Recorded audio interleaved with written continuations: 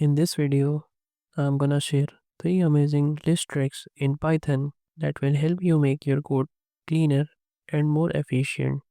So let's move on to our first trick. So as you can see, here we have a random list, and if you want to sort a list in Python, then there's an easy way to do this.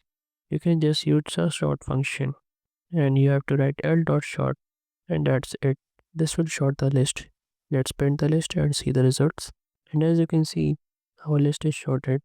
Let's move on to our next step. So if you want to reverse a list in Python, then instead of using any for loops, you can just use the reverse function by writing l.reverse, and that's it.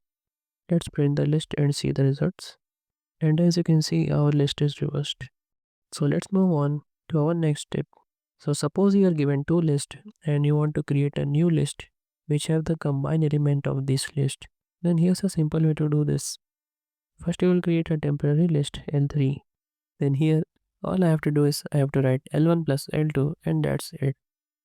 Let's print the list and see the results. And as you can see, we have combined our list successfully.